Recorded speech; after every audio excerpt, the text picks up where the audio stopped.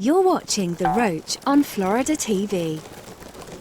I'm amazed how people vote against their own interest. I'm always amazed at that. It is. I think it speaks to the extent to which politics or maybe government, people don't have that strong a feeling about. They don't really, either they don't connect the dots or they don't care about the dots.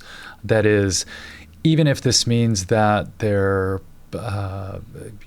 something, the provision of health care, some benefits that they might either receive, that they might receive, would go down. They don't trust the person who would give them more, and they prefer to be led by someone who would give them less. Right.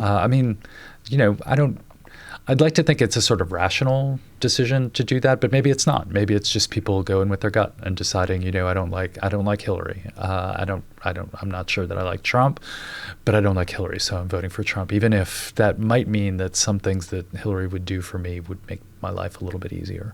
Yeah, and I think, in fairness to everyone, I think that one of the tough things is people don't really know the issues that well. People are not reading like they used to. They're not reading newspapers. They're all gone. They're, getting their news from Facebook, and they're tired. They come home. Right.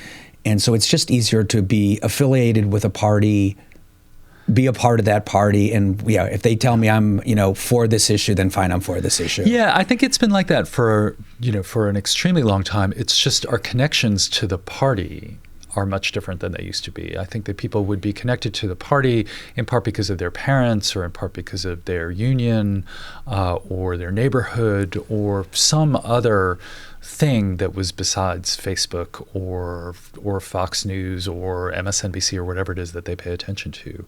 And those kinds of ties that we might have had before have broken or no longer exist. So people are still voting for their team without really understanding things, which I think was true back then as well.